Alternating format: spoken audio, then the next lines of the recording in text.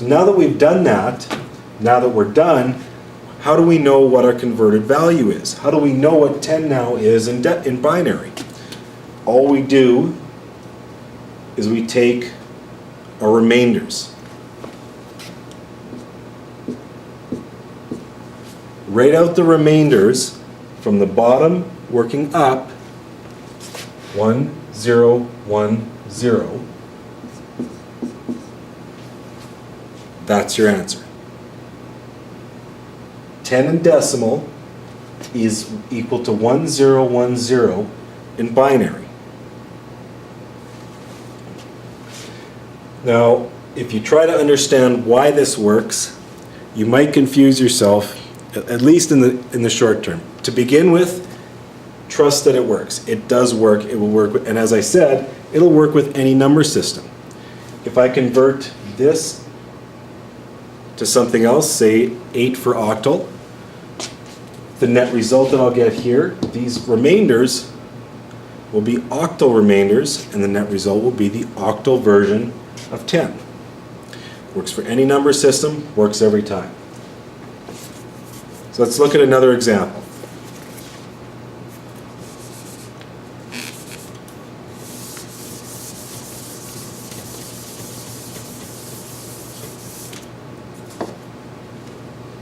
Let's say, we'll try another smaller number, so we'll say 13. So 13 in decimal converted to binary. Okay? 13 divided by 2. 13 divided by 2 is 6, remainder 1.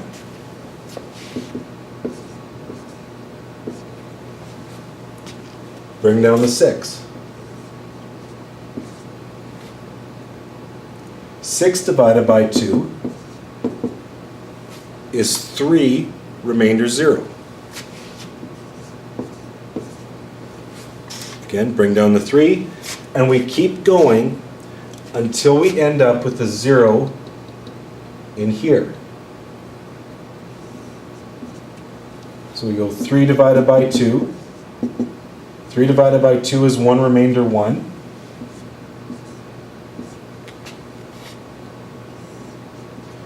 Bring the 1 down. 1 divided by 2 is 0, remainder 1.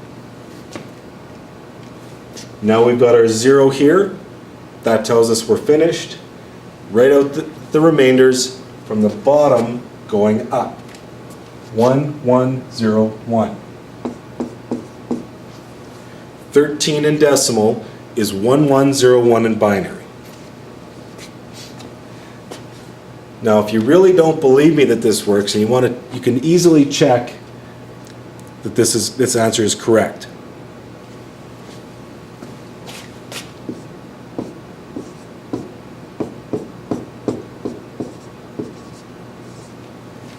Remember how we converted from binary to decimal?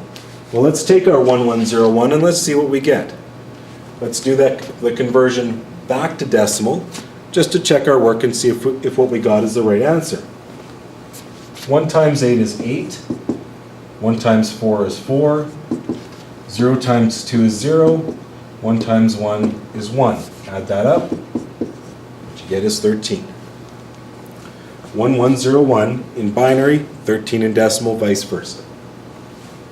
So this will work with converting any decimal number into binary.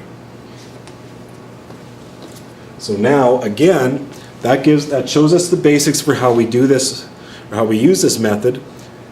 Now let's look at a couple of examples with longer versions, like what we're going to see if we're working with a real IP address. Because again, we're going to be working with larger numbers in many cases, not always, but in many cases.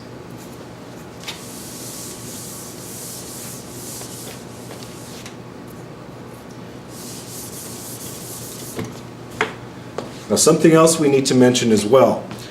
When we're working with IP addresses, we're working with octets, 8-bit numbers.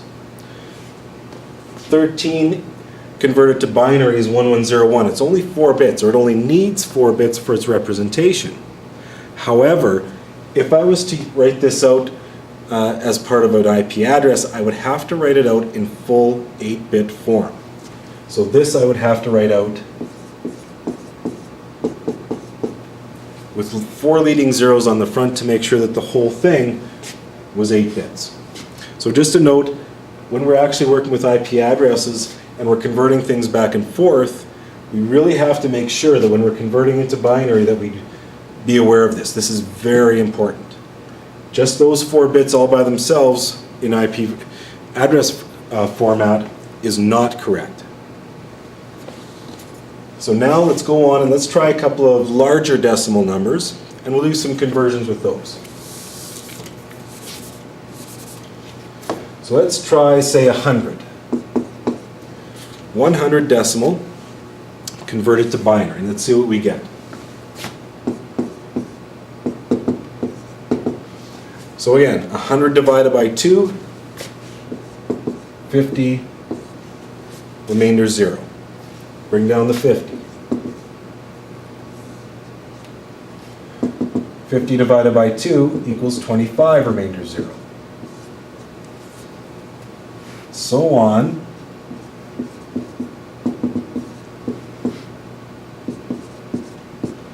(25) divided by 2, 12, remainder 1. 12 divided by 2 equals 6, remainder 0. And we continue doing this.